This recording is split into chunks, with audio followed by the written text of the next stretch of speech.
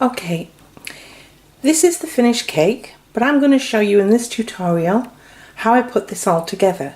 I think it's really important just to get a feel of how it's done, and it's best to basically see it in action. So I've made all the elements in advance, and this tutorial will show you how I got to this stage, the finished product, of adding the daisies, buttons, the D for Daisy, and the Tatty Teddy, because this is a baby shower cake for a baby that's due in November, and it's going to be a little girl. So zoom in. There's Tatty Teddy. How cute. So keep watching and you'll see how this is done. Okay, so these are the elements that I've made in advance for the baby shower cake, and I think the great thing about fondant is it does last. And I mean, in an ideal world, if these were well covered, they would last 6 to 12 months, easy. I tend to make them to order, or for the, if it's the birthday next month, I'll be starting to think about making the elements. These were made about 4 days ago, maybe 5 days ago. So we've got Tatty Teddy here, and he's all scruffy. And I've given him a pink nose because it's a baby shower for a little girl. There is a tutorial for beginners, I must stress, of how to make this Tatty Teddy, so check that out. It's on my channel. Made some little dummy binkies like so, I hope you can see. And I've made some buttons like so, and some daisies because the little baby girl is going to be called Daisy. Bearing in mind these buttons here, again, I uploaded a tutorial how to make them on my channel, and it's using no tools, so you don't have to buy a mould. You can just use what you've got in your crafting supplies. So now we're going to put the cake together. I'll be right back. Okay, so I've brought the cake onto the cake board, as you can see, and I've zoomed in close enough that you can see that I've decorated the cake board with some pink icing. I'll just show you. I have some yellow ribbon that will go around and hide that, but I'll do that later. I've also covered the cake in pink fondant that I've ready mixed. It was white fondant that I just added some colour gel, and I used, I used some of this rainbow dust in pearl white, and it has a very subtle sheen. It might not be picking up on the camera, but that, again, it's definitely on. And so the reason I've zoomed in is because, we made the buttons. I'm going to place them, instead of a ribbon, I'm going to put buttons all the way around the bottom. Usually we put, or a lot of cake decorators, put a ribbon around there, like that. And that just hides the join and the connection of the cake to the board. But I'm not going to do that because I like to make 99.99% of my elements edible on the cake. So basically you can eat everything. So I'm going to go and get my glue, and we're going to get ready to apply the buttons to the cake. I'll be right back. Okay, I'm back. So I've basically gone all the way around the cake and placed the buttons all the way around. And it's kind of in place of a fabric ribbon. It still adds that element of babiness. I always think of buttons when I think of babies. I don't know why, but there you go. So I've done that section, and as you can see, it's really effective. And now I'm going to apply the Tatty Teddy, which is the main event. So I'm going to sort out my camera. It needs to be higher up, I think, so you can see me apply Tatty Teddy, and we'll go from there. So, it took me a little bit longer than I expected, but I've adjusted the camera so it's now looking down onto the cake. So I'm going to apply Tatty Teddy.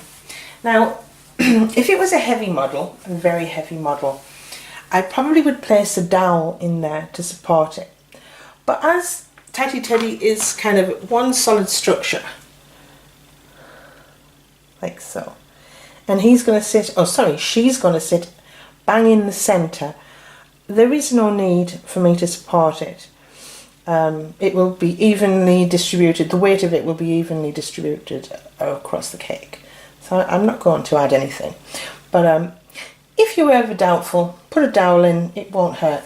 So I'm going to place the glue on the cake where I'm going to be putting it. It's a bit trial and error here, so you kind of see with your eye and place it where you think.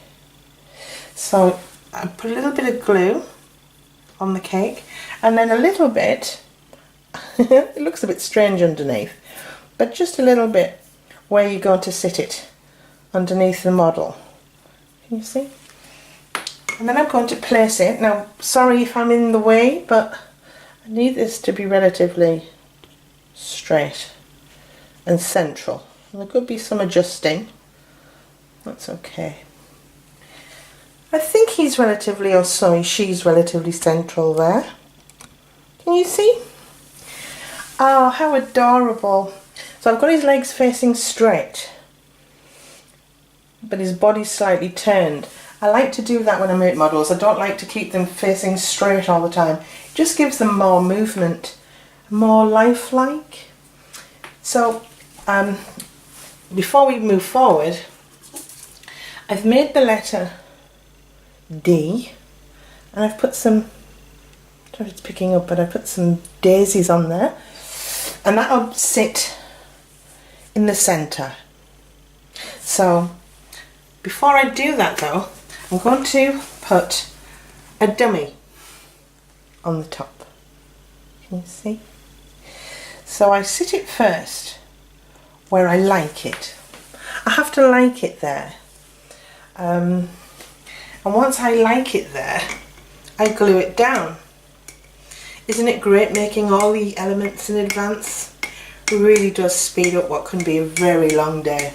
I have made a cake from start to finish in one day, and that includes all of the elements, and I'll tell you what, I was ready for carrying away by the end of the evening, I'll tell you. So I'm just putting some glue, don't know if you can see, on the underside, and then place it like so. And I like the way that looks. It's all about judging with your eye. Judging. And keeping it simple. It's not over fussy. I've got some daisies as well, but I'm going to affix the D. So I'm going to have to put this back on the stand because it's not on a cake stand. I'm going to put it back on the stand so I can zoom in and show you how I place everything on. And I'm going to put the capital D on next. I'll be right back. Okay, I'm back. I've just sat it on there before I've glued it, and I found kind of the central point that I'm happy with. I haven't glued it, you know, always be 100% sure before you glue it on, because once it's on baby. And all I'm going to do is just lift it off ever so slightly. Take the underside and just put a tiny amount, a little bit on the base of where you're wanting the letter to go, and then place it down. Place.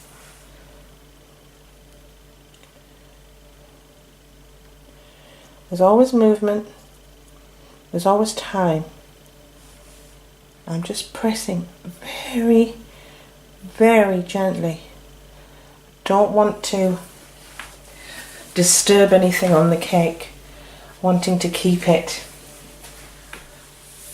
undisturbed, undented, and there is chance of that when you're placing the elements on.